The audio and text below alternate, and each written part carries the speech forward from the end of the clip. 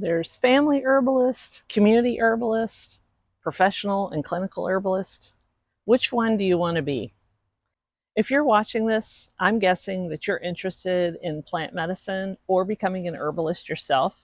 So I'm going to dive in a little bit deeper to help you try to figure out what kind of herbalist you might want to be. And there's no right or wrong path on the herbalist journey. This is the second video as part of a small series that I'm working on to help beginning herbalists. I'll post a link to the first video that I posted. So when you're looking into different herbal programs, there are many programs out there to choose from. You can simply just be a folk herbalist, a family herbalist, or a community herbalist. And what that means is someone who learns about herbs and plants in order to help their family or to help their community.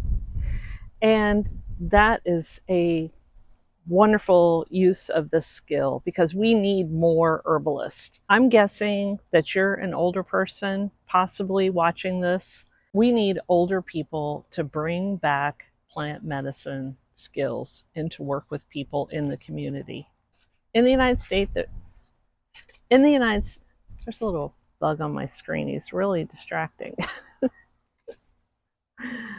In the United States, there is no regulation or certification or licensure to become an herbalist. Anyone can become an herbalist.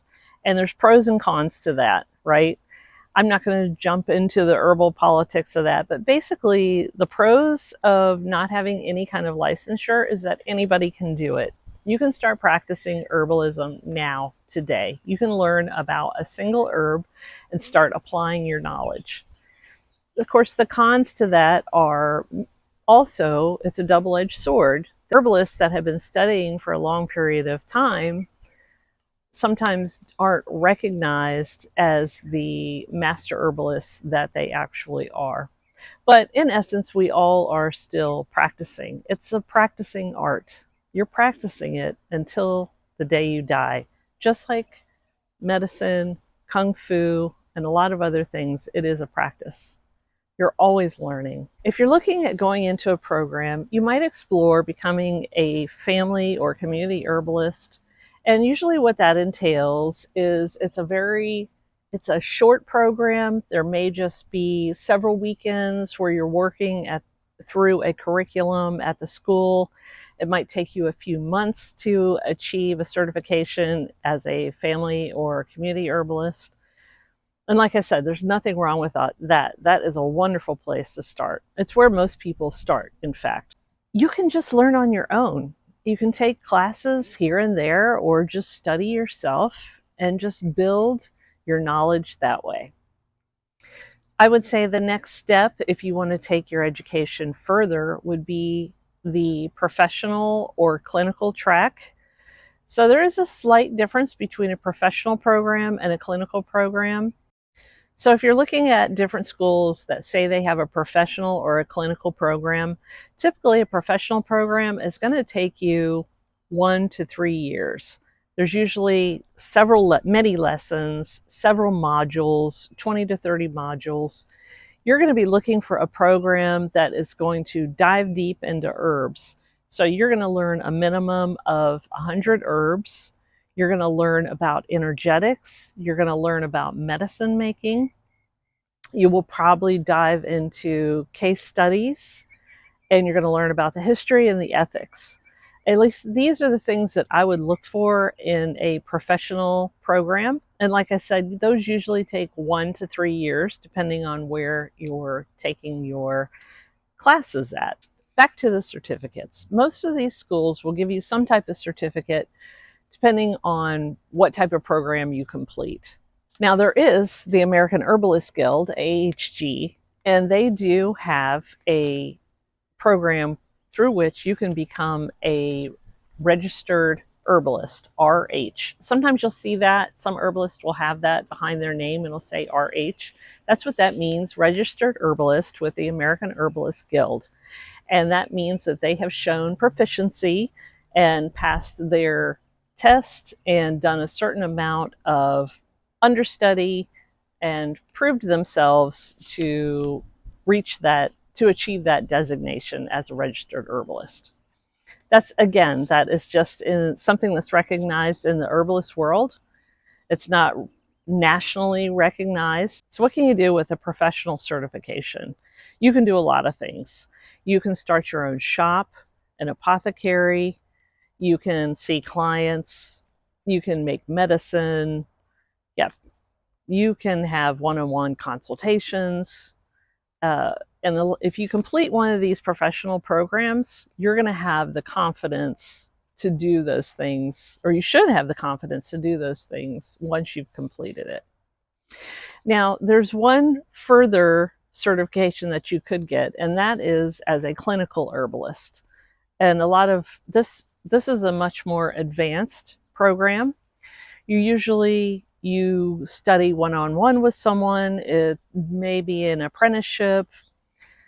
You're actually going to be doing case studies, and this is going to prepare you for clinical work. So this is working in a setting where maybe you're going to work in an office side by side with an acupuncturist. Maybe you're also an acupuncturist yourself. Maybe you're going to work with a massage therapist. You're going to work with other modalities, but you're going to be in more of a clinical setting, writing up cases for people, creating formulas, and applying that. So the clinical programs, of course, this is going to be more study. It's another year, 1 to 2 years, depending on what program you go with. These programs are different all across the United States. I'm in the United States, so that's what I'm familiar with. And there are a lot of great schools. And sometimes you just have to dive in and try one out, maybe take a couple classes, see how you like the teachers, and then make a decision if what school is right for you. So the other thing to think about is, what kind of herbalism are you going to study? Are you going to work within your bioregion and just work with plants that are native and in your area? Are you going to study indigenous cultures, medicine? Do you want to get into traditional Chinese medicine or Ayurvedic? There's so many different paths you could take. None of these are right or wrong choices. I believe that you should study what your heart is called to. And if you have the option to study with someone who is versed in a particular system, I mean, that's wonderful. I'll just speak from my own experience. For years, I studied as a folk herbalist, just learning from books on my own. Eventually, I started taking small workshops, and I ended up taking a weekend workshop on energetics, and that really fueled my passion for wanting to take my herbal career further. And I started looking around at different schools, and when I was younger, I had a healing event that happened after I went to a traditional Chinese medicine doctor. So I decided that I wanted to go to a school that focused on that. And so that's what I did. I found a school that kind of blended Western herbalism and Ayurvedic and traditional Chinese herbalism. And it was a really wonderful experience. And I ended up getting my professional certificate from the school. And then I went on to study further with one of the teachers who was actually a Kung Fu energetic practitioner. His school focuses on 5-element theory. And that is my background. That's why I often say that studying herbalism is just like Kung Fu, because that's how it has come to me.